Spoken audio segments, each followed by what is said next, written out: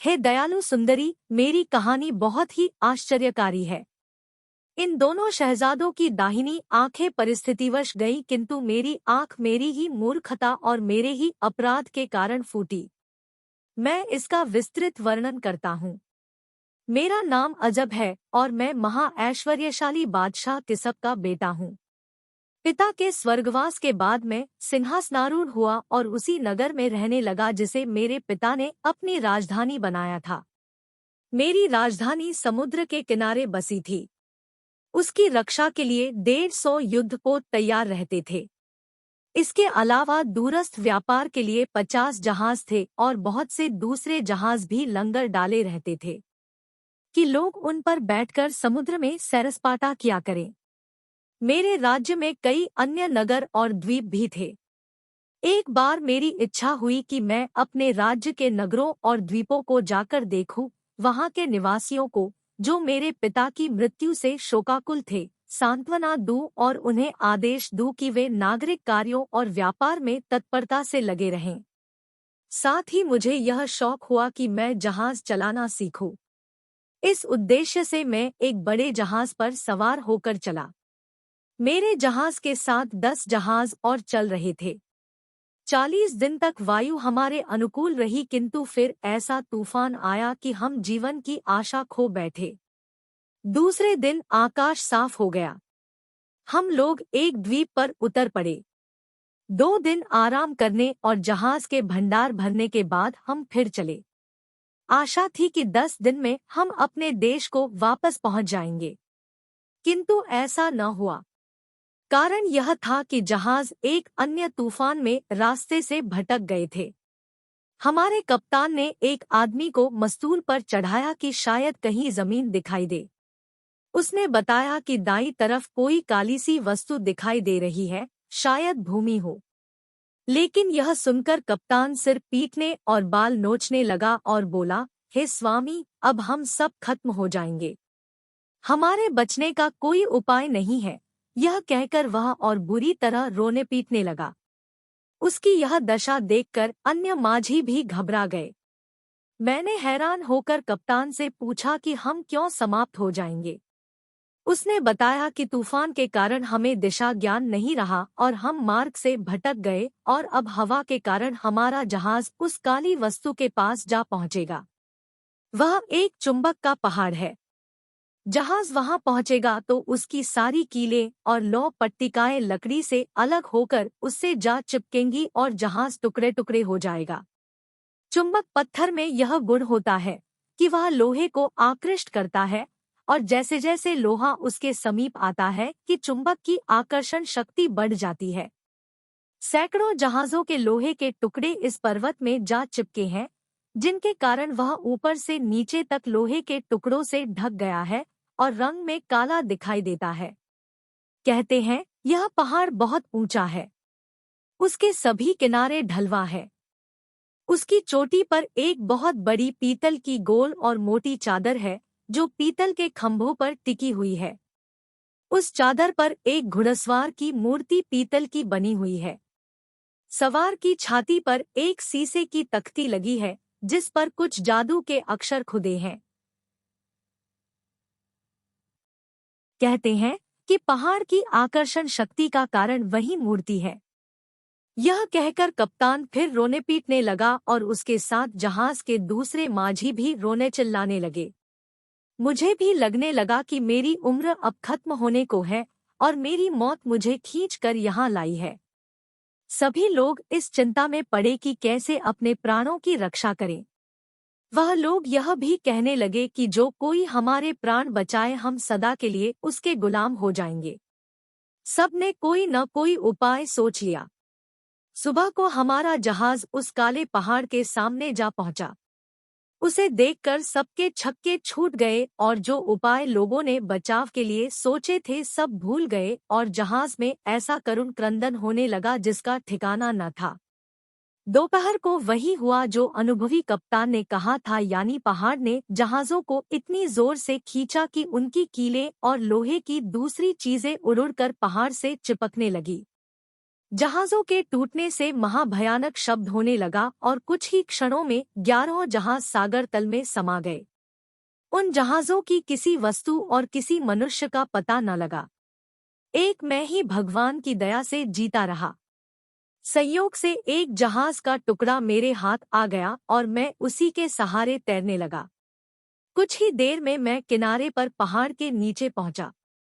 मैं पहाड़ पर चढ़कर सुरक्षित होना चाहता था, लेकिन वह ऐसी खड़ी ढलान का पहाड़ था कि कहीं ऊपर जाने की गुंजाइश ही नहीं मालूम होती थी।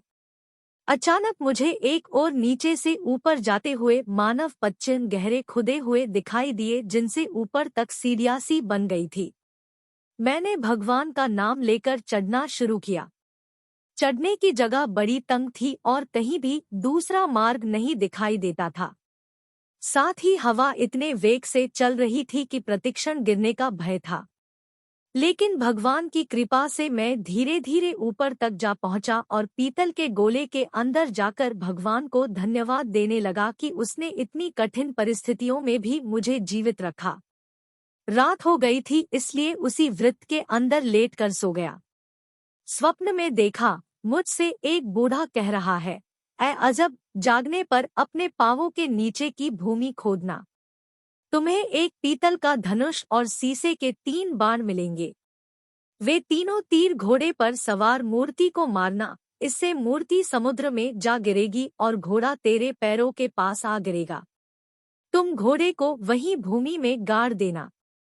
इसके बाद समुद्र में तूफान आएगा और वह चढ़ने लगेगा यहाँ तक कि तुम्हारे पास आ जाएगा और एक छोटी नाव से तुम एक अन्य समुद्र में पहुँच जाओगे और फिर अपने नगर को पहुँच जाओगे।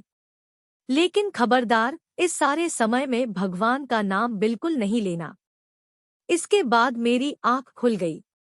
मैं अपने छुटकारे का उपाय जानकर अति प्रसन्न हुआ। बूढ़े के कहने के अनुसार धरती को खोदा तो उसमें से 3 बाण और धनुष निकले। मैंने कमान से तीनों तीर पीतल के घुड़सवार पर छोड़े। तीसरे तीर के लगते ही सवार की मूर्ति समुद्र में गिर गई और घोड़े की मूर्ति मेरे पांवों के पास आ गिरी। मैंने उसे उसी जमीन में गाड़ दिया जहां से धनुष और बाण निकाले थे। अब समुद्र चढ़ने लगा और चढ़ते चढ़ते पीतल के घेरे के पास आ गया। जहां मैं था वहां एक नाव भी आ लगी जिसमें पीतल का माझी बैठा था।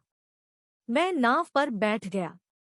वृद्ध पुरुष की हिदायत को ध्यान में रखकर मैंने भगवान का नाम न लिया, बल्कि अपना मुंह बंद ही रखा। पीतल का माझी 9 दिन तक नाव चलाता रहा और ऐसी जगह पहुंच गया जहां आसपास कई द्वीप दिखाई दे रहे थे। मैं बहुत खुश हुआ कि अब कठिनाइयों से उबर जाऊंगा और इसी दशा में भगवान को धन्यवाद दे बैठा। तुरंत ही माझी समेत वह नाव समुद्र में डूब गई।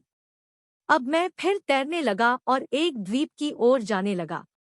कई घंटे तक तैरता रहा, यहाँ तक कि शाम होने लगी और मेरे हाथ पांव भी थकन से ऐसे भारी हो गए कि तैरा ही नहीं जाता था। ऐसे ही में एक बड़ी भारी लहर आई और उसने मुझे तट पर ला फेंका। मैं दौड़कर आगे चला गया कि कहीं दूसरी लहर आकर मुझे वापस समुद्र में न खींच ले जाए। मैंने अपने कपड़े उतार कर निचोड़ा और हवा में हिलाकर सुखाए। फिर मैं इधर-उधर घूमकर देखने लगा। कई फल वाले पेड़ दिखाई दिए, लेकिन वहां आदमी कोई नहीं दिखाई दिया। मैंने कई फल खाए और इस तरह अपनी भूख और थकान दूर की। इसके बाद मैंने अपनी चिंता छोड़ दी और सोचा कि जो भगवान करेगा ठीक ही होगा। थोड़ी देर बाद देखा कि एक छोटा सा जहाज पाल उड़ाता हुआ उस द्वीप की ओर आ रहा है। पहले मैंने सोचा कि वह तट पर आए तो मैं उसके पास जाऊं। फिर सोचा कि अच्छी तरह देख लेना चाहिए, ऐसा तो नहीं कि उसमें लुटेरे हों या मेरे शत्रु हों। इसलिए मैं एक घने और ऊंचे पेड़ पर चढ़ गया और छुपकर बैठ गया और ध्यानपूर्वक देखने लगा कि जहाज के लोग क्या करते हैं। कुछ ही देर में जहाज किनारे पर रुका और उसमें से बहुत से आदमी फावड़े और दूसरे औजार लेकर निकले। फिर वे कुछ दूर जाकर भूमि खोदने लगे। खोदते खोदते वे एक दरवाजे तक पहुंच गए। फिर वे जहाज में वापस गए और उसमें से बहुत सी खाद्य वस्तुएं और बिस्तर, फर्श आदि के बोझों को लादे हुए उसी दरवाजे को उठाकर नीचे चले गए।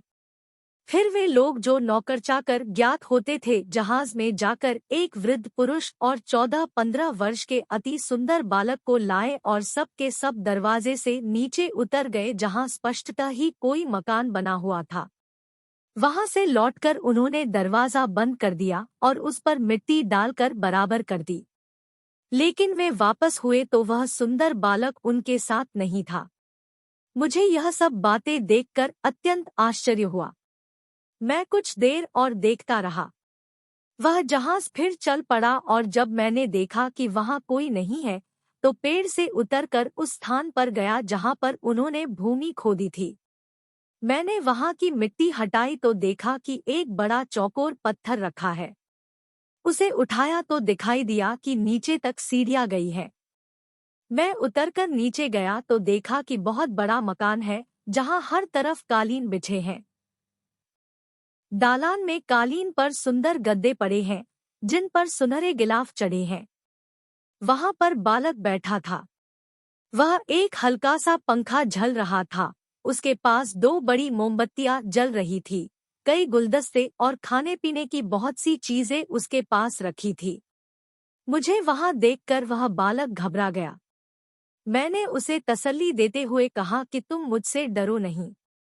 तुम तो राजकुमारों जैसे लगते हो। मैं तुम्हारे जैसे बच्चों को किसी प्रकार की हानि नहीं पहुंचाना चाहता।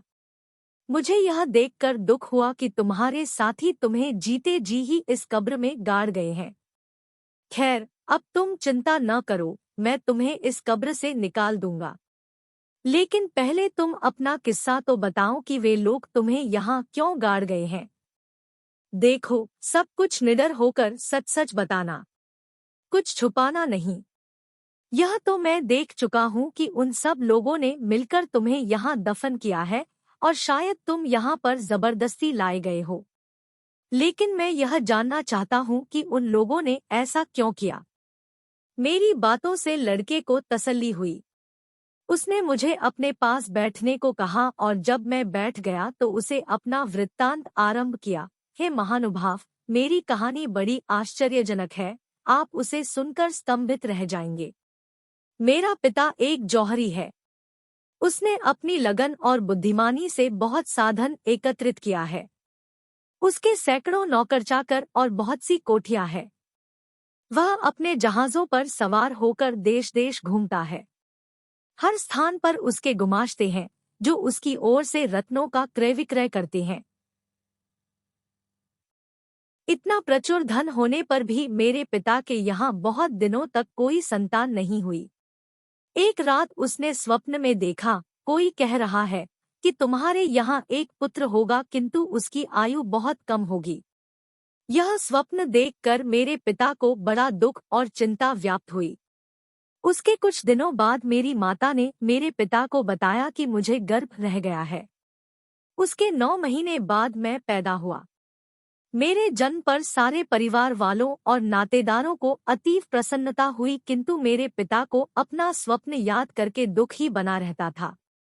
अतएव उसने ज्योतिषी लोगों से सलाह ली। उन्होंने कहा, इस बालक को 14वें वर्ष में मृत्यु का भय है। अगर उस समय बच गया तो फिर यह बहुत दिन जिएगा और इसकी आयु काफी लंबी होगी। उन्होंने कहा कि हमें ग्रहों से यह भी ज्ञात हुआ है कि अजब नाम का बादशाह एक पीतल के घुड़सवार को, जो एक चुंबक के पर्वत की चोटी पर मौजूद है, समुद्र में गिरा देगा। उसके 50 दिन के बाद अजब बादशाह इस लड़के को मार डालेगा। मेरा पिता तो पहले ही से स्वप्न देखकर दुखी था। अब ज्योतिषियों से यह सुनकर और भी चिंता में पड़ गया और रात दिन यह सोचता रहता कि इस लड़के की जान कैसे बचाई जाए। इसीलिए उसने यह तहखाने का मकान बनवाया। मुझे 14वां वर्ष लगा तो दूसरे ही दिन ज्योतिषियों ने आकर कहा कि 10 दिन हुए बादशाह अजब ने पीतल के घुड़सवार को समुद्र में गिरा दिया है। यह सोचकर मेरे पिता की चिंता और बढ़ी और वह घंटों तक सोचता रहा कि मेरे सर से ग्रह कैसे टले। अंततः उसने इस निर्जन द्वीप में पहले से बनाए हुए भूमिगत आवास में मुझे बंद करने का निश्चय किया। उसने सोचा कि बादशाह अजब जैसा शक्तिशाली इस निर्जन द्वीप में क्यों आएगा, और आएगा भी तो यह तहखाना कैसे पाएगा। इसलिए 40 दिन तक मुझे इस मकान में बंद कर दिया जाए, जिससे न मैं किसी को देखूं न कोई मुझे देखे। यही कारण है मेरे इस स्थान पर लाए जाने का।